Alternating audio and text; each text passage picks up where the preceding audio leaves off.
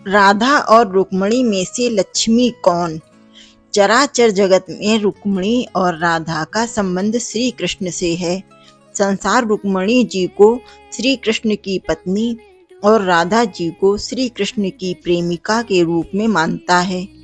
आम जगत में रुक्मिणी और राधा की यही पहचान है। परंतु क्या कभी आपके मन में यह प्रश्न उठा है कि राधा और रुक्मिणी में से कौन लक्ष्मी का अवतार है? इस लेख के माध्यम से हम शास्त्रों के अनुसार इस तथ्य से आप सभी पाठकों को स्मरण करवाते हैं।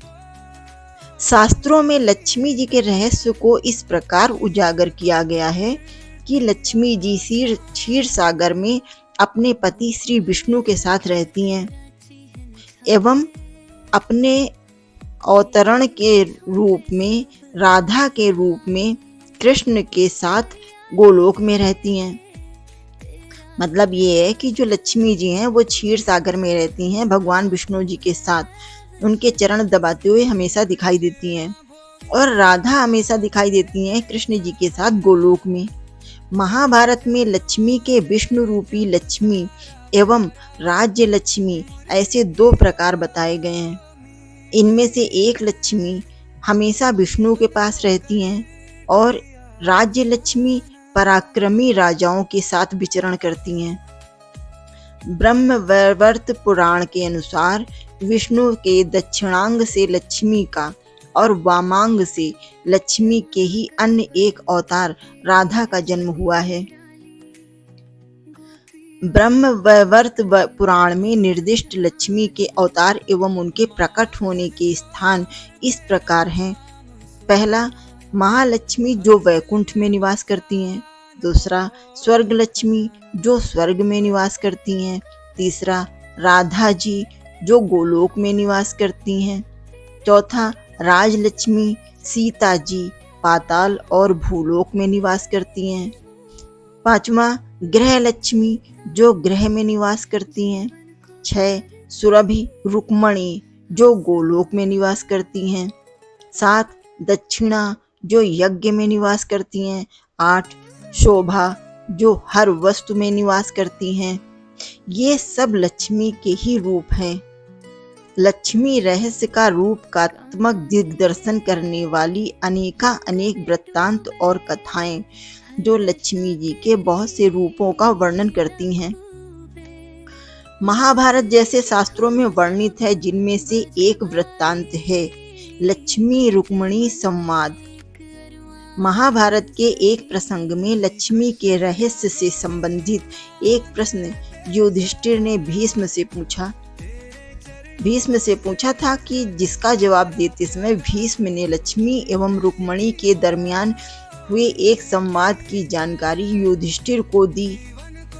महाभारत के अनुशासन पर्व के अनुसार लक्ष्मी ने रुक्मिणी से कहा था कि मेरा निवास तुमसे रुक्मिणी और राधा में समानता से है तथा गोकुल की गायें एवं गोबर में भी मेरा निवास है।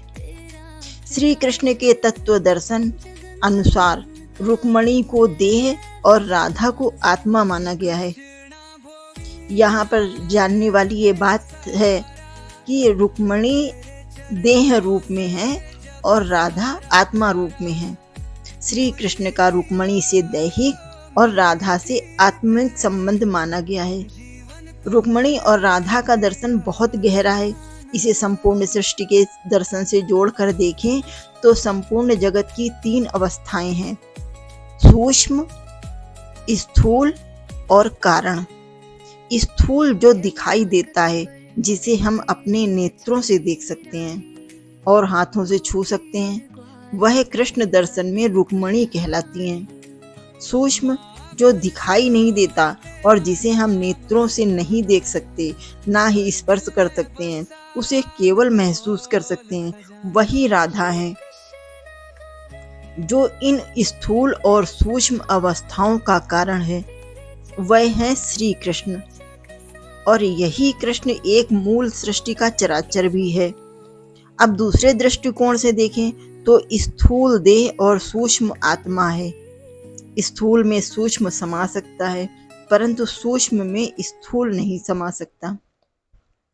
स्थूल प्रकृति और सूक्ष्म योग माया है और सूक्ष्म आधार शक्ति भी है, लेकिन कारण की स्थापना और पहचान राधा होकर ही की जा सकती है। यदि चराचर जगत में देखें तो सभी भौतिक अवस्था रुक्मिणी और उनके पीछे कार्य करने की सोच राधा है, और जिनके लिए यह व्यवस्था की जा रही है वो कारण है श्री कृष्ण। अतः राधा और रुक्मिणी दोनों ही लक्ष्मी का प्रारूप हैं।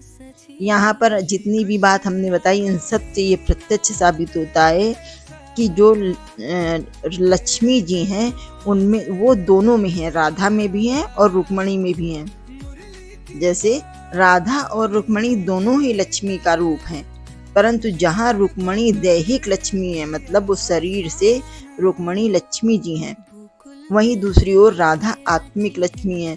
अगर आत्मा से हम देखें तो राधा लक्ष्मी है दोनों ही लक्ष्मी और दोनों ही श्री कृष्ण के लिए हैं। राधे राधे, जय श्री कृष्ण।